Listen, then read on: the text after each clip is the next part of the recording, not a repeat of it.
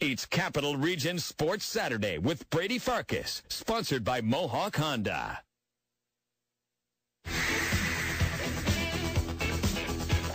Albany High School is 0-5 on the season.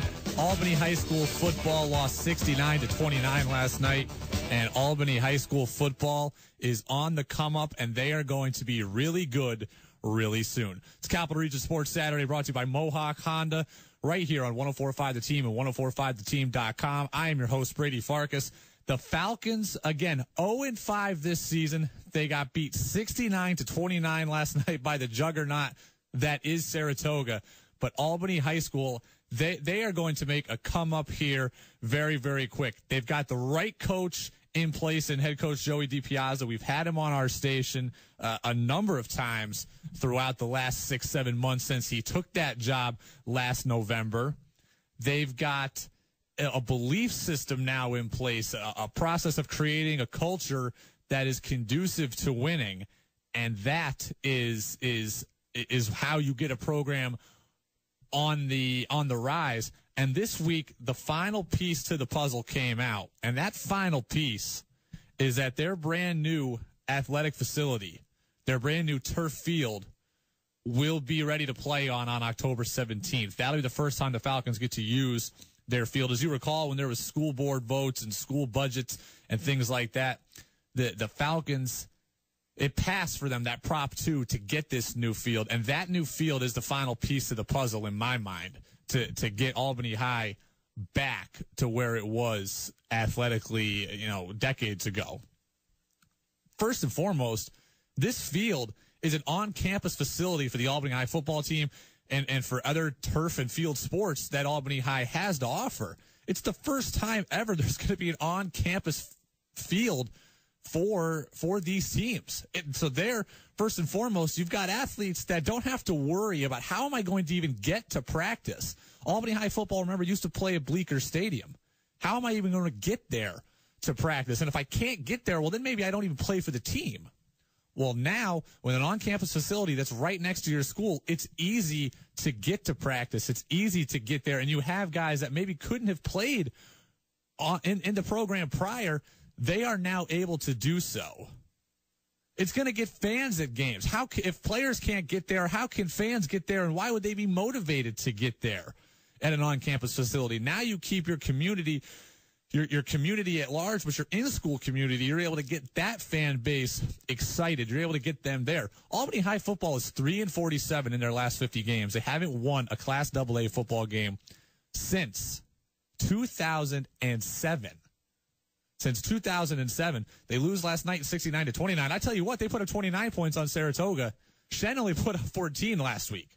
So Albany High, they're losing right now, but they are competitive, and that is the first step as well. One of the first steps as well to getting yourself back. And the big thing, and I'm going to ask head coach Joey DiPiazza about this in about a minute and a half. He's going to be on our station here on Capital Region Sports Saturday. Albany High has always had great athletes in their district.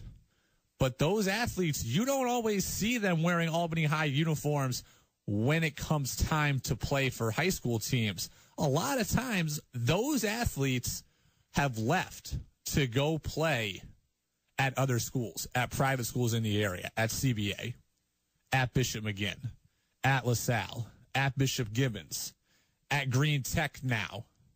Okay, those athletes have left Albany High historically in some cases. I remember when I was in high school playing Albany High coming up, or Albany, the youth program coming up, and it was dominant in basketball. But then you got to high school, and all those kids splintered off and played at different places.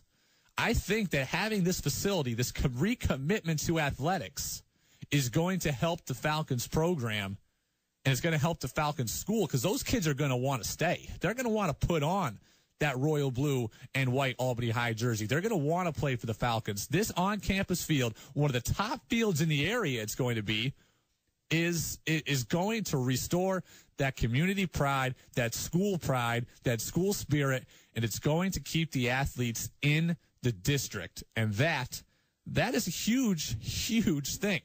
head coach Joey DiPiazza, the Albany High football coach, on the phone with us now here at Capital Region Sports Saturday, brought to you by Mohawk Honda.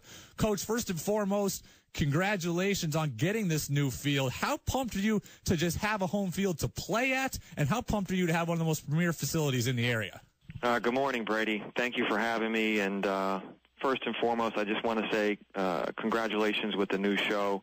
Thank you. You do a fantastic job of covering Capital Region sports, and I'm happy to be on today.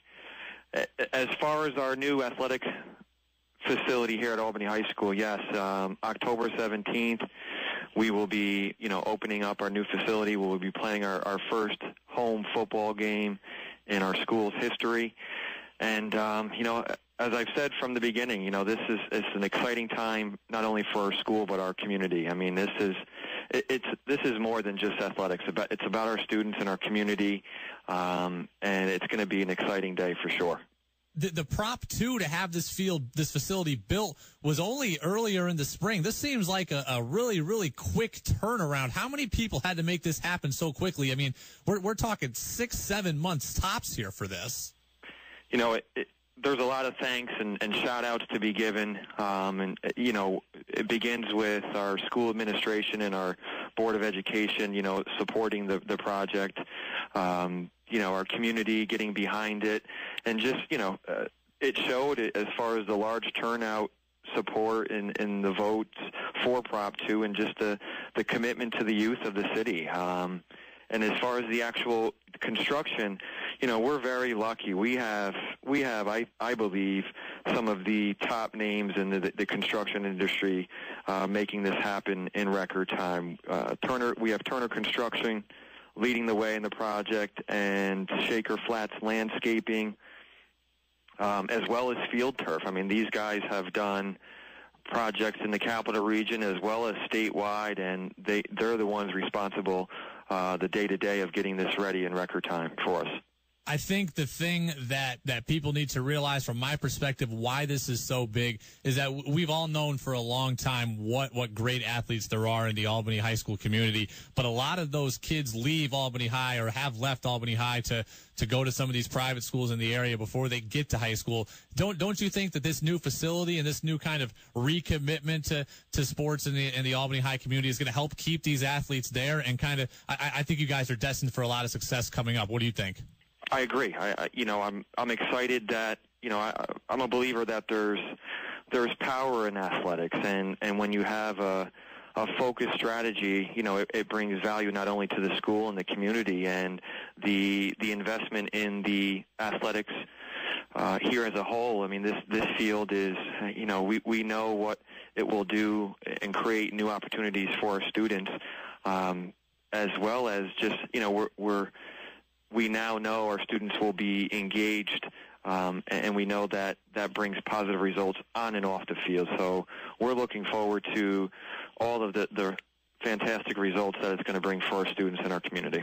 Joey DiPiazza, head football coach, Albany High School, with us, Capital Region Sports Saturday. The Falcons will play the first game in their brand-new turf field October 17th. Coach, congratulations. Best of luck here throughout the rest of the season. Continued success, all right? We'll talk to you soon. All right. Hope to see you down here on October 17th. Joey DiPiazza, Capital Region Sports Saturday, brought to you by Mohawk Honda, your #1 volume dealer in the Capital Region. And look, Albany High, 3-47 in their last 50 games. Haven't won a Class AA game in Section 2 since 2007. But with that guy at the helm and with this new field now in place, you're going to start to see it turn here. Albany High is going to get back to being not only relevant in Section 2, but I think they're going to be pretty successful for years to come, as long as the student athletes continue to buy in, and by all accounts, they have done so and will continue to do so. So I think good times are ahead for Albany High, and if you're an Albany High fan, an Albany High alumni, and you want to see the Falcons get back, I think you're on your way. Game of the night last night built up in Class A. It was Burnt Hills against Green Tech. Burnt Hills, a traditional power. Green Tech, the new kid on the block. And Burnt Hills exerts its muscle and wins it 21-6. And that's big for both teams. Burnt Hills wins. They're coming off a huge test last week against Queensbury, against a team that's been at the Carrier Dome the last 2 years. So you wondered if on a short week, that game last week was on Saturday, you wonder if on a short week, Burnt Hills was going to maybe overlook Green Tech and play down a little bit. That did not happen. It was 7-6 at halftime, but Burnt Hills, the Spartans, were able to flex their muscle in the second half. They win at 21-6. That is good for Green Tech as well, though. Remember, this is a team that's on the come up, and they were trying to see where they stood against the upper echelon in Class A, and they held their own. I tell you what, to only lose by 15 points, only allow 21 points to that high-powered offense that Burnt Hills has over there, that's a good starting block for Green Tech when you start to talk about where do we stand in the Class A discussion. And that's great for Class A itself. Now you have another team. Remember, we had Burnt Hills coach Matt Schell on our station last week, and he said, how many classes in the state really have 4 teams that are proven championship winners? Burnt Hills, Gloversville is very good, Queensbury, Lansingburg, Glens Falls has been good in the past, and now you throw in Green Tech. This is great depth for Class A, and that's great to see for the entire area. Top performer of the night, Carl Fiore, the running back at Shen, 17 carries, 215 yards, and a 42-7 drubbing over Ballston Spa. I was at that game. Fiore, a small scat back, incredibly quick, was able to cut through the middle, was able to get to the edge. He had a touchdown run of about 30 yards, which was an unbelievable run, which he ran left, cut back to the middle of the field, had to take it back for holding. They move it back 10 yards. Next play, exact same thing. Took it to the house, and the Plainsmen rout Ballston Spa there, 42-7. So Shen back in the win column here in Class AA as well. They are now 2-3. B-Spa falls to 2-1 in division play, and they'll play Saratoga, their last division game of the year. So still a chance for the Scotties to make their case heard in the Class AA landscape. But for one night at least, Shen was number 1, just like Mohawk Honda strives to be. Again, the sponsor of this show, Capital Region Sports Saturday. They have now sold over 4,000 vehicles this year. They've accomplished becoming the number 1 place to go for all of your automotive needs throughout our community partnerships. And now they would like to announce what's new at Mohawk Honda for October. Always a ton of great deals. They're hosting an event at Mohawk Honda on Sunday, October 11th from 2 to 6 p.m. It's the Adirondack Aquatic Center kickoff campaign.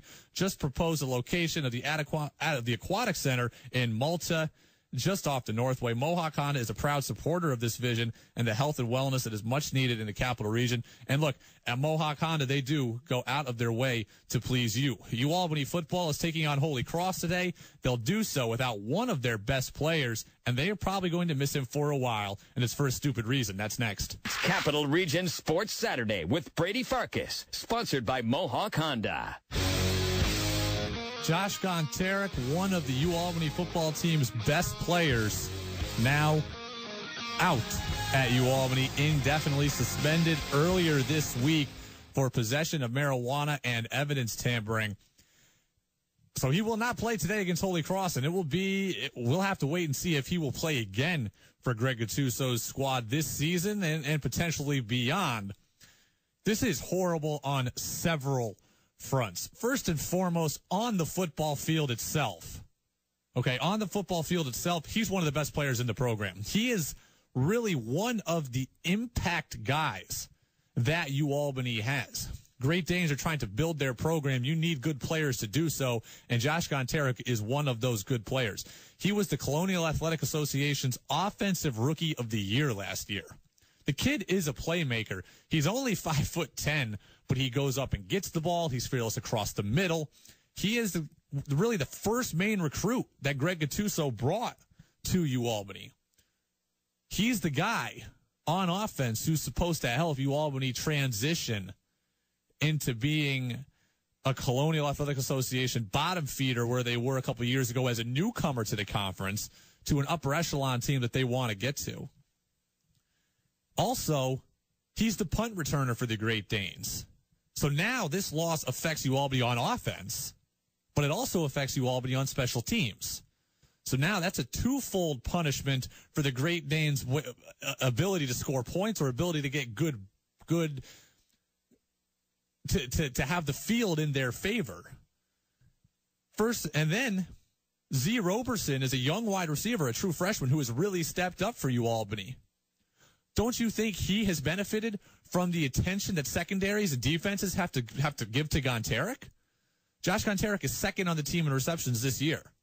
Okay, he's not able to surprise anyone like he was a year ago, but he is able to lure away attention from other players on UAlbany offense, and that has opened up the field for quarterback DJ Crook, has opened up the running game for Elliot Krosky, has opened up Z. Roberson on the outside, on the other side, opposite of Canzeri, to be successful. But now, with Canzeri not there, you're going to start to see defenses able to clamp down because there's only so many options for the Great Danes. Now stepping off the field, why this is a huge issue. UAlbany's slogan this year is a new era. Greg Gattuso wants to usher in a new era. He's bringing in that new culture here in year 2. He wants UAlbany to get to the level of a Delaware, of a James Madison, where you know that they're going to be in the mix every year for a CAA title, and you know they're going to have players drafted. That is what Greg Gattuso wants. And this is supposed to be the guy that helps you get there. And now, so that is just a huge smear to what Greg Gattuso is trying to accomplish. From a guy who's not helping his team win right now, and Josh Canzeri, to a guy that is helping his team win. Capital Region Sports Saturday brought to you by Mohawk Honda, your #1 volume dealer in the Capital Region. On the phone now with number 11 overall Houston Astros prospect Tony Kemp. Tony, you won the AAA title, the true AAA title this year while playing for the Fresno Grizzlies, but you're also a former Tri-City Valley Cat, so we in the Capital Region have been following your career. Congrats on the championship, and what was that experience like for you this year in Fresno? It was unbelievable. We had a great group of guys out in Fresno. Our team was, it was almost unfair. Had a ton of big league experience on that team, from Robbie Grossman to Alex Presley, Dan Straley. Just a lot of great guys, a lot of good talent there. So, for us to come together and play as well as we did, it was really exciting. You started your career with the Valley Cats. You were part of that 2013 team that won the New York Penn League title, although you got moved up before the Cats actually won the title. But that was your first stop on the professional baseball ladder. What do you remember about your time here in Tri-City? You know what? It's a whirlwind. You go from getting drafted and playing a college season, and you go through the emotional of leaving all your college teammates you've been with for 3 years, and you kind of get thrown into a bunch of guys who you don't really know. They're from all walks of life, and you're asked to play together for a week and then start playing competitive games. So I just remember the group of guys, the coaching staff.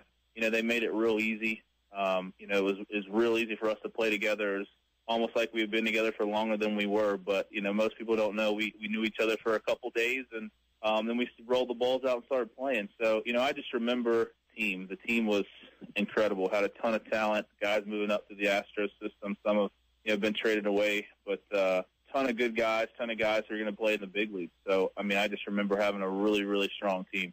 You played for Ed Romero, who's still the manager of the Valley Cats, Russ Steinhorn, the hitting coach, a guy that you've worked with throughout the Astros system, also here in Tri-City. What do you remember about playing for those guys and working with those guys even after you left Tri-City, working with them in spring training and things like that? Yeah, Rusty and Romero. You know what? I just remember, Romero made it super easy. He didn't force anything down the players' throats. He didn't really have an agenda. He just kind of said, hey, guys, go out there and play hard, and, good things will happen. And, he was right. Sometimes you have coaches that try to force things, and it causes players to press, and you don't play to the level that you're capable. And then, Rusty was great. Same kind of thing, no pressure. He just let me kind of do my thing, and, he would make little comments and adjustments, but that's really all we needed. We were a lot of guys coming from college, so we kind of had our own routine. And so, I just remember from those two guys, the biggest thing for me is they didn't force anything down our throats. They kind of just let us be us and then made little tweaks, and it really made all the difference. How fun is it to be in the Astros system right now? It just seems like so much youth has been injected into that system. Obviously, the Stros are fighting here in the American League wild card chase, but just so much young talent in the system. Just how fun is it to be a part of that and kind of this growing up process for the organization? Man, it's a blast. I tell you, it's a blast. Having played at every level now throughout the system, played with just about all of the young guys, all the young talent, and some guys who have been here for a while. It's crazy. We start off in Double-A. My Double-A team, I started off with Carlos Correa playing shortstop. I was playing second base. And even the year before when we were there, Delino DeShields was there, is now in the big leagues, starts with the Rangers every day. But, we had Vince Velasquez is in the big leagues. Lance McCullers is on our staff. and those guys are in the big leagues. And, I didn't even say Mark Appel, who was the number 1 pick. He was in the rotation as well to start off the year. So, man, it's just, position by position, I could keep going. Colin Moran's playing third base for us. Berto Pena's the catcher. It's just, and it's unbelievable. You can rattle off names, 9, 10 names in a lineup, which most minor league teams can't do with guys who are going to be big leaguers. So it's just fun to be around those guys, fun to play at a high level, and kind of success rubs off on each other. So those guys want to be successful, and you can't help but to be successful right along with them. You played at Vanderbilt, which you alluded to. Well, what you probably didn't know is that right here in the Albany area, we have a Vanderbilt commit, the number 3 prospect in the country, pitcher from Shenandoah High School, Ian Anderson, throws 94, 95 miles an hour. Could easily be a first-round pick, but if you were to sell him on going to Vanderbilt when the time comes, what would be your pitch to get him to go to Vandy and be a Commodore? He already knows it. Tim Corbin, hands down. Tim Corbin is probably my favorite all-time coach that I've ever played for. I mean, if he's committed to Vanderbilt, I know that's why.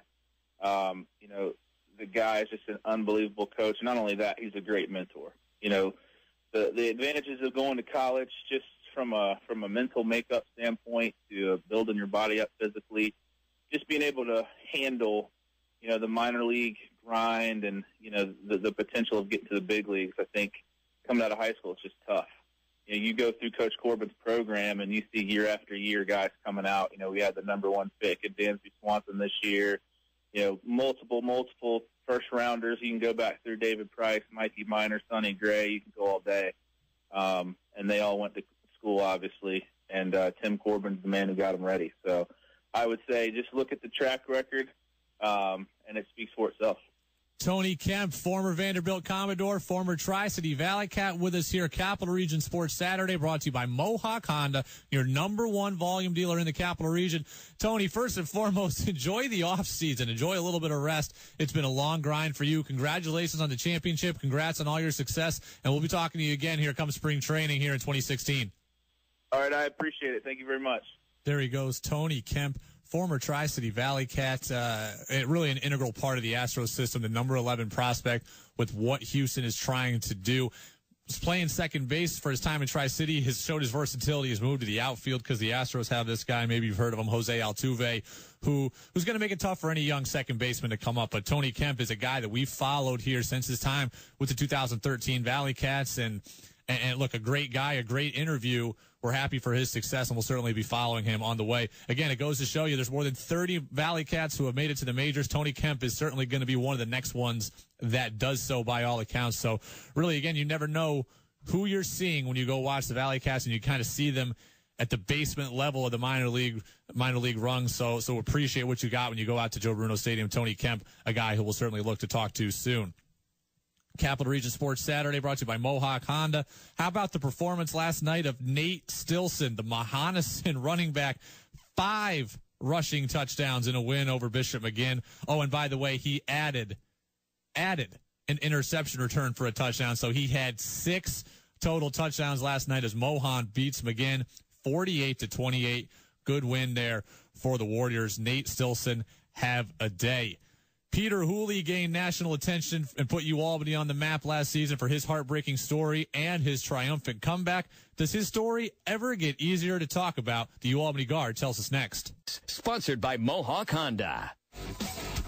It's Capital Region Sports Saturday, brought to you by Mohawk Honda, your number 1 volume dealer in the Capital Region. On the phone now, UAlbany basketball star Peter Hooley. Peter, last season your story became very public. From Australia, your mother Sue passed away in January from colon cancer. You left UAlbany for 4 weeks, come back, help the Danes get back to the NCAA tournament. You received the Inspiration Award at the Coaches versus Cancer basketball this week. Is this topic something that gets easier to talk about as time goes forward? I wouldn't say it definitely gets easier. I would say you just get better at dealing with it, I'd say. I think there's still many times where it's the hardest thing I'll ever have to go through, but I've been through so much. I've heard from so many people that to know it's helping people kind of makes you better at dealing with it. But there's definitely times where it's harder than others, but I'm surrounded by so many great people, which I can't thank them enough for. Some of those great people that have been by your side constantly have been Coach Will Brown and his wife.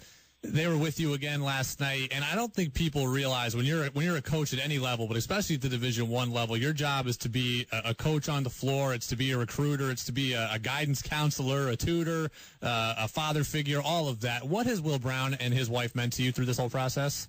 I mean, really, they've been a family for me over another side of the world, and I could never thank them enough for what they've done. They've been there every step of the way, and Coach has been there for whatever I need, whether I need to take a couple of days off practice or even when I wanted to go home. He was so supportive, and same with Jamie. They've been in constant contact with my family back home as well. So they've been everything to me, and I'm pretty safe to say that if they weren't here, then there's no way I could have done it for the last 4 years. Peter, you completed your undergraduate degree last year, so there were rumors of you not coming back to Albany this year to work on your master's so you were able to play. Is that a thought that you truly considered not coming back to Albany, or did all the support you had and the relationship you had with your teammates and Coach Brown, did that make it a no-brainer to come back for you? Probably after my sophomore year, I was starting to think if I just get my degrees and stuff, I'll start the next chapter of my life after that. But literally after seeing all the support I had and how much the community embraced me here, and especially everything that the coach did and people like that, it turned out to be a no-brainer that I'm not really doing this as for me as much as I think I am, because I'm just doing it for everybody else as well. So I do love it here. I've had a tremendous time here, and I'm happy to give it back. On the floor, you guys this year returned 4 starters and certainly a lot of expectations within the America East again. What's your hopes and dreams for this team? I've heard you say that you wanted to win 4 America East titles, and that's kind of in your grasp now. So what do you think about this year's squad? I think we're going to be pretty good. I think this is one of the most talented teams I've been a part of since I've been here, especially the entire roster. We can all play, and I'm excited to see how it all comes together once official practice starts. But my goal's been the same as it is every year, to make sure the seniors go out right and to give these new guys a taste of something special by going to the tournament. So as great as it would be to win a 4th title for myself, I have these other motivations for everybody else on the team that I was trying to put first. Talking with Albany basketball star Peter Hooley here on Capital Region Sports Saturday, brought to you by Mohawk Honda, your #1 volume dealer in the Capital Region. Peter, Sam Rowley, a big loss for you guys on the floor, the only loss that you guys really had. How weird is it going to be not playing with him, and how weird is it going to be for you not playing with your best friend? It's going to be very different. I think we came in together, and I've played with him throughout my whole college career, so it's going to be adjustment for me as well. But I think we'll be good as a team to be able to everyone step up in what they have to do personally. I don't think we necessarily have to have someone come in and do what Sam did and try and cover the role themselves. I think we have enough players who can all do what they do best and chip in, so we can all cover Sam's role. But it's going to be a big hole. He was one of the best players to ever wear an Albany jersey, so it's going to be an adjustment period, but I'm excited to see what we can do. Peter, earlier this summer, you got a chance to play in the World University Games. You got to represent Australia. How cool was that? What was that experience like for you overall? That was such a privilege for me. I think anytime anyone gets a chance to represent their country, it's an exciting time, and I was honored to have that opportunity, and I took it with both hands. And just to be a part of such an Olympic atmosphere with all the athletes that we under one village, going to see all these other countries compete in sports that sometimes I've never heard of and stuff like that was really unreal. And the basketball was great, and we played some pretty strong teams. The France team was one of the strongest teams I've ever played in the last 5 years of all my college basketball, which was tough, but I learned so much and got to experience some countries that I maybe would never have the chance to as well. So I was pretty blessed to have that opportunity. We had Will Brown on our station earlier this week, and he playfully joked that he gets asked about Joe Cremo all the time. Cremo, the freshman for you guys, the Scotia native who will be playing with you guys this season, and he's a guy we've followed for years, and everyone in this area is really curious about how he's doing. So what are your earliest impressions of Joe on the floor? I mean, he's a competitor. You don't really often see a freshman come in and take it up to the senior guys and go at them all the time. So it's terrific to see, and you can tell he just loves the game. And it's hard to find that. You see guys who say they love the game but don't put the work in, and Joe definitely does. And it's going to be interesting to see how he adjusts to the whole Division I grind. I keep telling him it's an extremely long year, so just make sure you're there every step of the way. And I know he comes to me when he needs to, and I'll help him every step of the way. But he's obviously we know how good he can play. I've followed him for the last 2 years. He's a terrific player and he's a terrific competitor. So he's definitely going to have a great 4 years here. It's Capital Region Sports Saturday, brought to you by Mohawk Honda. On the phone with you, Albany basketball guard Peter Hooley. Peter, seriously, good luck to you and your family as you continue to move forward, and congratulations on the Inspiration Award this week, and best of luck to the Danes this year. I know we'll be talking to you again soon as you guys make another run at the NCAA tournament. Thank you very much. Talk to you soon. What an ambassador for Capital Region Sports. Peter Hooley, from another world away, has become a lovable figure here in the Capital Region sports scene, and for the story that he's had for the last year, the struggle that he went through personally, and for that to play out in public the way it did in the public forum like Division I athletics, a really great kid. We're happy for his success. We know you all, but he's going to be really, really good again this year. Capital Region Sports Saturday brought to you by Mohawk Honda. Another team that has been pretty good this year, the New York Yankees. They win their 10,000th game in the history of their franchise this week. They do it on Thursday as they beat the Red Sox. They clinch a spot in October. They clinch a spot in the playoffs. But the New York Yankees, they're done. The New York Yankees are going nowhere in the playoffs. And the Yankees have clinched a spot in the wild card game. They've got a doubleheader today. They don't know if that wild card game, they don't know who it's going to be against yet. They don't know if it's going to be at home or on the road. But the Yankees, they're not winning the World Series this year. I think they're going to get through the wild card game if they get it at home. I think Tanaka is a good enough pitcher. I think the Yankees will hit enough that they could beat Houston, that they could beat the Angels at home in Yankee Stadium. But again, the Yankees are not winning the World Series. And the reason is as simple as this, okay? The pitching depth is just not there. Nathan Eovaldi, who was leading the Yankees in wins, is hurt. He's not going to be a factor. He's not going to be a factor that helps the Yankees win the World Series. Michael Pineda, who's supposed to be your number 2 or your 1A complement to Tanaka, has been Dr. Jekyll and Mr. Hyde for the last month. In September, Pineda has 6 starts. 3 of them, 1 earned run or less. The other 3, 4 earned runs or more. So, Pineda, you don't know what you're going to get from him in October. You don't know what you're going to get from him really in this first big stage as a Yankee. So, you can't rely on him. CC Sabathia, look, he's a gamer. He's got heart. He wants to be good. He wants to help the Yankees. He's been great throughout most of his career. Again, he's a wild card. You don't know what you can get from him. At the end of the day, he's an old, deteriorating left-handed pitcher who's going to throw 90 miles an hour and is going to throw changeups and sliders with more propensity than he ever has. So CC Sabathia is not the 94-mile-an-hour, 96-mile-an-hour guy who can ramp it up in the 7th inning like he was when the Yankees won the World Series in 2009. The Yankees tried to follow the Royals' blueprint from last year and the Royals' blueprint from this year. They wanted to shorten the game. They wanted to make it a 6-inning game in which their starter can battle through 6, keep them in the game, and then they turn it over to the bullpen.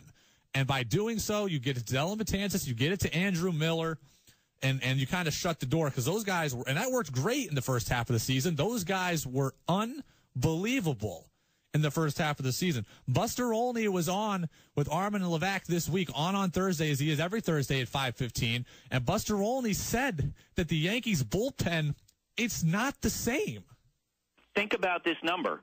Andrew Miller this year has 4 appearances of 2 innings. 3 of those 4 have happened in the last 19 days.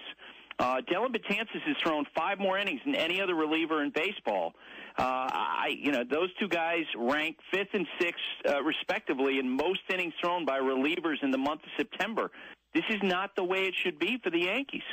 There you go, right there. The Yankees are desperate. The Yankees have nowhere else to turn. They have to go to their big guns, Betances and Miller, too often in September, and it's going to hurt them come October.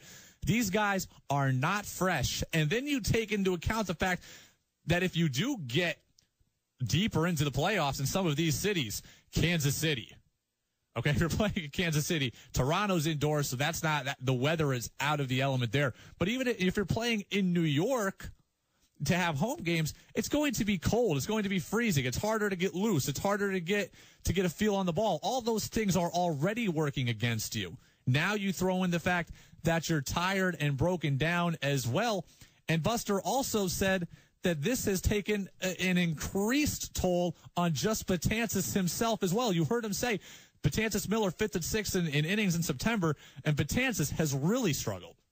Betances' performance has eroded in the second half. He's having a harder time throwing strikes, and you have to believe some of it is related to the fact that he's been pitched so much. He's had to be pitched so much because the Yankees just haven't had any other options. That bullpen, they need guys like Chasen Shreve to step up, but they need that starting pitching, which is such a wild card. They need it to step up. And then offensively as well, the Yankees are they're no sure thing offensively either. This is a team that's so reliant on home runs, and those home runs, they just don't come with the frequency in October as they did during the regular season. The Yankees are hitting .234 as a team in the last 28 days, and that's just not going to get it done. So without great pitching and without great offense to overcome that lack of great pitching, the Yankees, they're done to me. I do think they'll get past the wild card game, but they are not going beyond that. Capital Region Sports Saturday brought to you by Mohawk Honda, your #1 volume dealer in the Capital Region. I'm your host, Brady Farkas. We do this every Saturday, 9 to 10 a.m., all the local sports that you care about. The dominant Class AA football teams, they're on a crash course. Saratoga and Shaker are unbelievable here in 2015. Shaker wallops LaSalle yesterday 55-0, and Saratoga tops Albany 69-29. Shaker is outscoring its opponents 234-31 this season. Saratoga's outscoring its opponents 234-57 this season. So you've got two great offenses and two defenses that are really able to clamp down. And those two teams, they're not in the same division. Okay, they don't play in the same division, so they're going to be on a crash course here potentially for a Class AA final as they both look up to wrap up the #1 seeds in their division. And right now, it doesn't look like anyone is going to stop them. Big game last night. Damani Soares, another one. Troy, the running back, 4 touchdown runs in the win, 138 yards and 3 catches for 53 yards as well. We've been talking about him a lot this season as he is one of the top backs in the area. And what does it take to be #1? At Mohawk Honda, they strive for perfection every day. They sponsor this show, and they provide you the most impeccable customer service because that is the key to any success. At Mohawk Honda, they try to do things right all the time for their entire family of customers. They've got over 1,000 new and pre-owned vehicles available to select from. They're open extended hours in all of their departments to better service you. You can shop over 10 acres of savings opportunities, or you can go online 24/7 at MohawkHonda.com, and they'll provide you the lowest no-hassle prices to suit your budget. You can ask them about their Mohawk Exchange program with any of their Mohawk Exchange specialists. They're going to help you. They're going to assist you in upgrading your current vehicle to a newer one with no money down for the same or lower payment. Please ask for Tiffany, Katie, or Vide to see just how easy it is to exchange your vehicle for the same or lower payment. So being #1 isn't easy, but at Mohawk Honda, they treat their customers with respect and have been doing so for nearly 100 years. That's 4 generations of the Heritage family serving the Capital Region. Shop their convenient Route 50 in Glenville location to join the #1 automotive family at Mohawk Honda, where they always go out of the way to please you. Damani Soares is a great Troy running back. Well, a great Troy running back that came before him. Capital Region Sports Saturday with Brady Farkas, sponsored by Mohawk Honda. On the phone with us now is Jordan Canzeri, the Troy High School grad, who is now the Iowa running back. The senior for the Hawkeyes has them 4-0. Jordan, you had 4 touchdowns last week in a rout over North Texas. How cool was that? It was just a great experience. Just the whole game itself, but just the way our offense came together and worked hard and executed the way we wanted to. Still some things we let slip that we obviously want to fix and work on to just become better. But, yeah, we were working on all areas, and, it was just a great thing that we produced the way we did. Now, you've battled injuries throughout your tenure at Iowa. You've gone through knee, you've gone through ankle, you've redshirted a season. Just how frustrating was that for you? Well, right away I feel for any athlete that goes through injuries, at first it definitely can be, detrimental to your just your whole self, just in the amount of work that you put in, and then, I have to sit on the sideline and just watch. But with just my faith, always keeping me strong, and then just having a great support team of, family, friends, and my teammates and everybody here at the complex, it wasn't as difficult as it could have been to get through it all. But, yeah, just going now to where I am here in this moment and just not having to deal with any serious injuries is obviously a huge blessing. So that's just a plus. You have 8 touchdowns right now, which is 1 off the national lead. Did you ever think that it would be possible for you to find yourself at the top of statistical categories when you were battling those injuries and trying to get back? No, not at all. But the one thing is I don't really focus on that. For me personally, it doesn't matter if I have a 100-yard gain or a certain amount of touchdowns a game. It's just whatever I can do to help out the offense and get us a win, because all that matters is the W. Individual standings, yeah, that's cool and all as a plus, but the main focus is just getting the win for the whole team itself. But, yeah, but it's something that you got to just keep complacent and be humble with and not let that be your focus and drive when you're on the game field. And if you just focus on, helping the team out, that should be, your main motivation. Troy High School graduate Jordan Canzeri, current Iowa running back, on the phone with us here on Capital Region Sports Saturday, brought to you by Mohawk Honda. Jordan, you guys are going up against Wisconsin today. They're number 19 nationally. What are the keys for you guys to go and beat a really good Badgers team? Well, we just have to execute, and we have to be unified in just one solid unit, so we can't let certain things like mental errors mess up certain plays. We can't have, fumbles, turnovers. We just have to win in the margins that we know if we do that, the game can go our way. Just have to play smart and sound. They're a physical team. They're always a good team when we face them. So we just have to, trust in what work we've put in, trust in ourselves and trust in each other, trust in the coaches and the plan that they have for us. And if we execute on all fronts, it can be a good day. Jordan, there's a lot of Section 2 products who are making it big here in football. Dion Lewis is excelling for the New England Patriots, the Albany native. Josh Keyes is with the Tampa Bay Buccaneers from Chatham. How cool is it to be one of those Section 2 products who's making it big at the high D1 level and then potentially into the pros? Well, I just hope that it could be just a motivation for those who are told that they can't make it. I was told several times that I wouldn't be able to get to a certain point, especially where I am now. And it's all about caring about yourself, and if you're willing to put that work in to excel and to prove people wrong, great things can happen. And it's just a blessing for me, obviously, just to be able to be in this opportunity that I am, to be on a team such as this, and to play on a team with such a rich tradition. But, yeah, so it's definitely an awesome experience, but I just hope that it can be a drive for, younger kids that are in the Section 2 area working out now, just that they push for it, that they can achieve it. What are your plans post-Iowa? Are you looking to declare for the NFL draft? Is that a goal of yours? Yeah, it is a goal of mine. It's been a dream since I was a young kid, and I felt like it was just always an internal motivation because I wasn't a big TV person when I was growing up and watching all the NFL games, but I just loved the sport itself and always wanted to, excel and get to that point. And so, it's real close, but, I just got to focus on, because that's still a long ways away. Just got to focus on each game and just do what I can to get a win for us every week. Jordan, what's the thing you miss most about the Albany area? What's the thing that when you have to go away to Iowa and leave Troy, leave Albany, what's the thing you wish you had?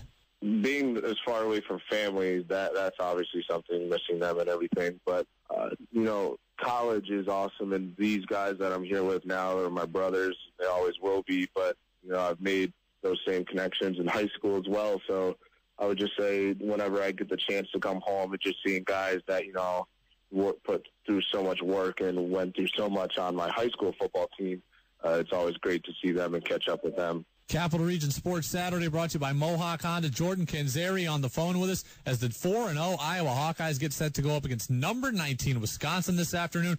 Jordan, best of luck. You've got a lot of fans back here in the Capital Region that are rooting for you guys and cheering you on. So best of luck, continued success. We'll talk again soon, okay?